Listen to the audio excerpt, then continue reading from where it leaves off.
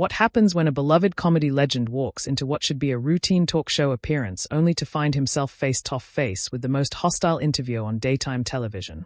What you're about to witness is the moment Joy Behar's trademark arrogance finally met its match. And the explosive confrontation that followed will leave you speechless.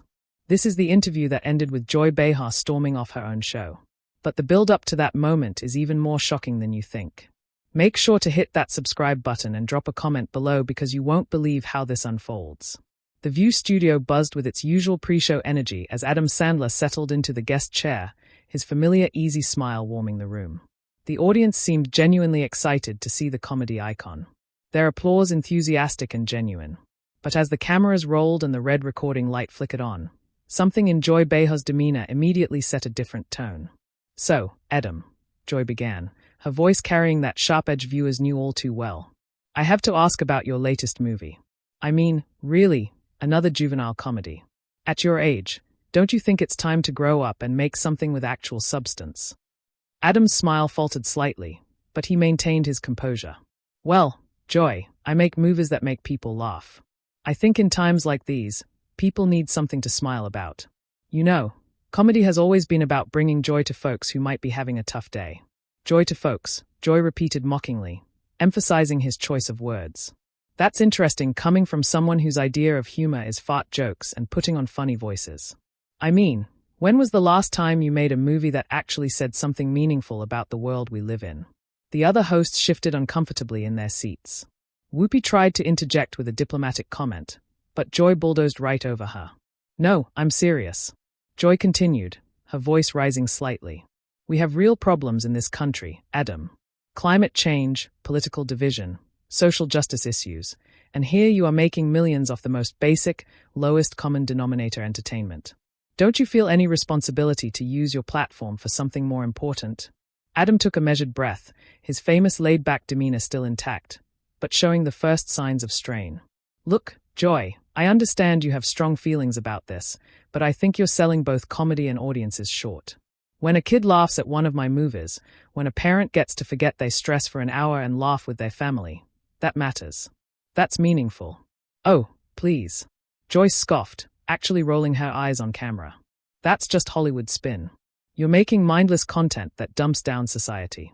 Kids should be learning about important issues, not wasting their time on your infantile humor." The tension in the studio was becoming palpable. Even the production crew behind the cameras looked uncomfortable as Joy's attack continued relentlessly. "And another thing," Joy pressed on, clearly warming up rather than winding down. "Your movies consistently portray women as objects or one-dimensional characters. How do you justify perpetuating these harmful stereotypes in an era where women are fighting for equal representation?" Adam's jaw tightened almost imperceptibly. "Joy, with respect, I think you're mischaracterizing my work. I've worked with incredibly talented female comedians and actors. Many of my movies have strong female characters, and I've always tried to create roles that showcase women's comedic talents. Name one." Joy shot back immediately, leaning forward aggressively. "Name one movie where the woman isn't either the nagging wife, the unattainable love interest, or the butt of the joke."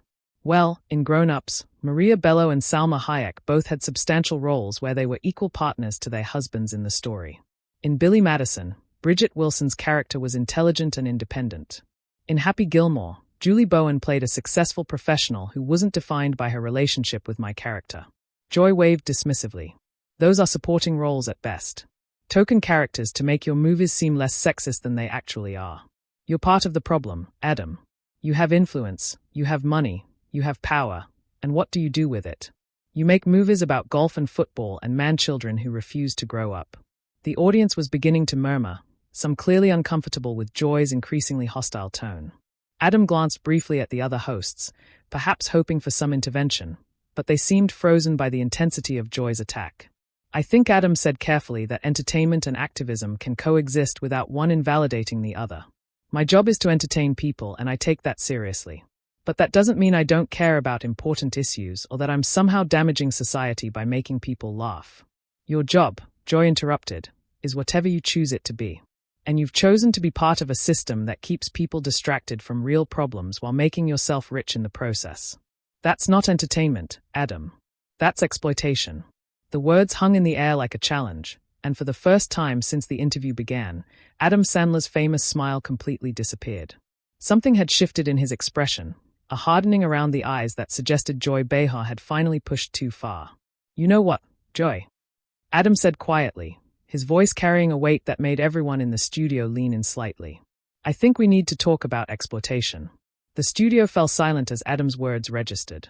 Joy's confident smirk wavered for just a moment, sensing that the dynamic was about to change completely. "Exploitation," Adam repeated, his voice steady but carrying an unmistakable edge. "Since you want to talk about using platforms responsibly, let's examine your track record, Joy. You sit here every day on national television claiming to speak for women and marginalized communities. But what do you actually do besides tear people down?" Joy's eyes narrowed. "Excuse me. I've been fighting for progressive causes longer than you've been making movies." "Adam, I don't need a lecture from someone who thinks putting on a dress for cheap laughs is peak comedy." "There it is," Adam said, leaning back in his chair with a knowing look. "The condescension, the assumption that you're morally superior to everyone else in the room. You want to talk about harmful representation. Let's talk about how you've spent years representing liberal women as angry, bitter, and judgmental." The other hosts exchanged alarmed glances. This had gone far beyond a typical heated discussion into genuinely dangerous territory. "How dare you?" Joy snapped, her voice rising to a level that made the studio audience visibly uncomfortable. "I represent real women with real concerns about the direction of this country. Not everyone has the luxury of making jokes while the world burns around them." "Real women," Adam repeated thoughtfully. "Tell me, Joy, when was the last time you actually listened to what real women want? Because in my experience, most women, like most people, appreciate being able to laugh. They appreciate entertainment that doesn't lecture them or make them feel guilty for enjoying themselves. That's because they've been conditioned by a patriarchal society to accept substandard content." Joy shot back. "It's internalized misogyny, Adam. These women deserve better than the garbage you're feeding them." Adam shook his head slowly. "Do you hear yourself? You just dismissed the opinions and choices of millions of women because they don't align with your worldview. You're literally saying that women who enjoy my movies are too stupid or too brainwashed to know what's good for them. How is that empowering?" "I'm saying they deserve content that challenges them intellectually rather than pandering to the lowest common denominator," Joy replied. But there was a defensive note creeping into her voice.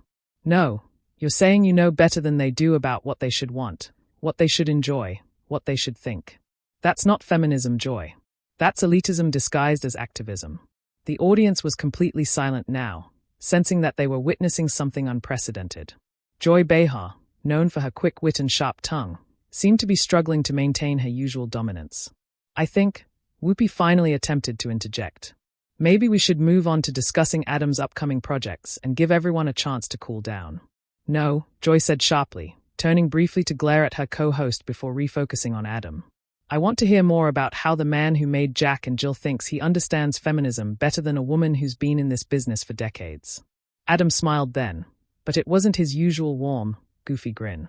It was something sharper, more calculated. "Since you brought up Jack and Jill, let's talk about that. You're right. It wasn't my best work. It was silly. It was over the top. It was exactly what you'd expect from an Adam Sandler movie. But you know what it wasn't? It wasn't mean-spirited. It didn't mock people for their appearance, their beliefs, or their backgrounds. It didn't punch down at anyone. It was 2 hours of a man in drag making offensive jokes." Joy countered. "And you've spent the last 20 minutes making offensive comments about my career, my character, and my fans. The difference is my movie was clearly labeled as comedy. Your behavior is being passed off as journalism." Joy's face was beginning to flush with anger. "Don't you dare compare your Hollywood nonsense to legitimate political discourse. I'm holding you accountable for your impact on society." "No, you're grandstanding," Adam replied calmly. "You're using me as a prop in your ongoing performance, as the moral authority of daytime television. You don't actually care about my movies or their impact. You care about demonstrating your intellectual superiority to your audience." "That is absolutely ridiculous," Joy sputtered. But her usual composure was clearly cracking. "Is it? Then tell me, Joy, what specific scenes in my movies do you find most problematic? Quote me some dialogue that you think is harmful. Give me concrete examples of how my work has damaged society." Joy opened her mouth to respond, then closed it, clearly caught off guard by the direct challenge. "You can't, can you?" Adam continued. Because you haven't actually watched my movies. You're critiquing an idea of what you think my movies are based on cultural assumptions and maybe some clips you've seen online. You're literally judging work you haven't experienced firsthand. I don't need to watch every Adam Sandler movie to understand their cultural impact, Joy said. But her voice had lost much of its earlier venom. Actually, if you're going to publicly attack someone's work on national television, yeah, you kind of do. That's called intellectual honesty. Joy. It's the difference between legitimate criticism and character assassination. The tension had shifted dramatically. Where Joy had started the interview as the aggressive prosecutor, she now found herself on the defensive, struggling to maintain her position against Adam's increasingly pointed responses. You know what your real problem is with me? Adam asked, his voice growing quieter, but somehow more intense. It's not my movies. It's that I'm successful making content that doesn't fit your narrow definition of worthwhile art. It threatens your narrative that entertainment has to be either politically correct or culturally irrelevant. Joy's hands were visibly trembling now, whether from anger or something else entirely. My problem with you is that you waste talent and opportunity while real artists struggle to get their meaningful work seen. And there it is, Adam said with a sad shake of his head. The real Joy Behar worldview. Success without your approval is illegitimate. Joy without your permission is wasteful. You've appointed yourself the gatekeeper of what entertainment should be, and anyone who succeeds outside your parameters must be torn down. Joy's eyes flashed with something dangerous as Adam's words hit their mark. The careful veneer of television professionalism she'd maintained for decades was crumbling in real time. You think you're so clever, don't you? She said, her voice now carrying a bitter edge that made everyone in the studio uncomfortable. Coming in here with your fake, humble act, pretending to be just a regular guy who wants to make people laugh. But I see right through it. Adam, what exactly do you see, Joy? Adam asked, genuinely curious now about where she was heading. I see a privileged white male who's built a career on mediocrity and is now lecturing me about integrity. You've coasted on nepotism and industry connections while actual talented people, women, people of color have been shut out, and you have the audacity to sit there and act like you've earned your success through merit. The accusation hung in the air like a toxic cloud. Even the other hosts looked shocked at how personal and ugly Joy's attack had become. Adam's expression hardened completely. Joy, I think you need to be very careful about what you say next. You're making accusations about my character and my career that are not only false but potentially damaging. Oh, am I making you uncomfortable? Joy sneered. Good. Maybe you'll think twice before coming on national television and attacking women who actually care about making a difference in the world. I haven't attacked you, Joy. I've responded to your attacks on me with facts and observations about your behavior. But if you want to make this personal, let's talk about your career. Let's talk about how you've built your brand on being the angry liberal woman who tears people down for not meeting your impossible standards. How dare you? Joy spat, her face now noticeably red. I have spent my entire career fighting for progressive values, for women's rights, for social justice. What have you done besides make money off juvenile humor? I've made millions of people happy, Adam replied simply. I've given families something to enjoy together. I've provided work for hundreds of actors, writers, and crew members. I've donated quietly to charities without making it part of my public image. But most importantly, I've never used my platform to personally destroy people who disagree with me. You're destroying society with your mindless content, Joy shot back. But her voice was becoming shrill now. Desperate. No, Joy. You're destroying discourse with your toxic approach to disagreement. You can't handle the fact that someone just challenged your behavior. So, you're escalating to personal attacks and unfounded accusations. This is exactly why people are tired of this kind of politics. Joy stood up abruptly from her chair, her movement so sudden that it startled the entire panel. I don't have to sit here and be lectured by someone who thinks Saturday Night Live reject sketches are high art. Nobody's making you stay, Adam said quietly. But his words carried clearly through the studio's sudden silence. What did you just say to me? Joy demanded, her voice rising to a near shout. I said, nobody's making you stay. You're choosing to be here just like you're choosing to behave this way. You're choosing to attack me personally because you can't defend your position intellectually. You arrogant piece of trash. Joy exploded, completely losing control now. Who do you think you are, coming into my house and disrespecting me like this? The audience gasped audibly. Tsunami host covered her mouth in shock. Sarah Haynes looked like she wanted to disappear into her chair. Even Whoopi, who had seen plenty of heated moments on the show, looked stunned by Joy's complete meltdown. Your house, Adam repeated, raising an eyebrow. This is a television studio, Joy, not your personal kingdom. And respect is earned through behavior, not demanded through position. That's it, Joy screamed, her voice cracking with rage. I'm done with this. I'm done with you. I'm done with this conversation. I'm done with pretending that people like you deserve a platform. She began fumbling with her microphone, her hands shaking with anger as she tried to remove it. Joy, please. Whoopi finally managed to interject. Let's just take a commercial break and everyone can cool down. No, Joy snapped at her co-host. I'm not taking a commercial break. I'm not cooling down. I'm leaving. I will not sit here and be insulted by this Hollywood hack who thinks he's better than everyone else. I never said I was better than anyone, Adam said calmly, watching Joy's frantic attempts to free herself from her microphone. But I also won't sit here and be your punching bag while you work through whatever personal issues are driving this hostility. Personal issues. Joy whirled around to face him, her microphone still half attached, and creating feedback through the studio speakers. You think this is about personal issues? This is about principles, Adam. This is about caring about something more than box office receipts and celebrity status. This is about you being unable to handle someone disagreeing with you without having a complete emotional breakdown. Adam replied, and honestly, it's pretty sad to watch. That was the final straw. Joy yanked the microphone completely off, threw it down on the table where it landed with a loud thud, and pointed an accusatory finger at Adam. You know what? Fine. You win, Adam. You've successfully destroyed what should have been a simple interview about your latest forgettable movie. I hope you're proud of yourself. I hope your fans enjoy watching you bully a woman on national television. The only person bullying anyone here is you, Joy, Adam said, his voice remaining frustratingly calm in the face of her hysteria.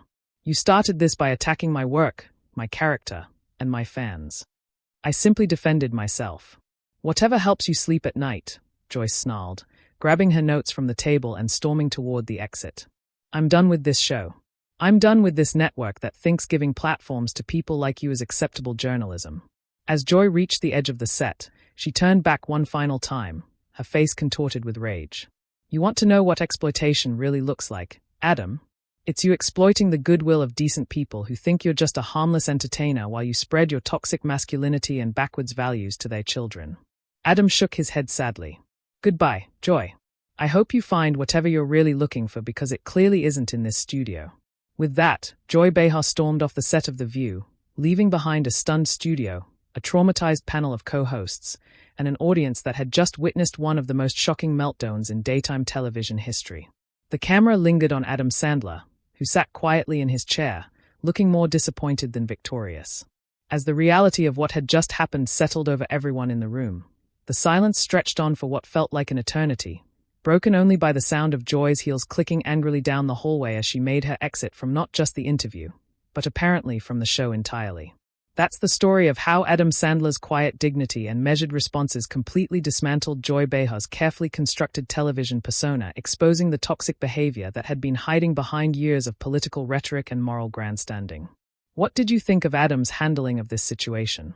Was he right to stand his ground, or should he have taken a different approach? Let me know in the comments below.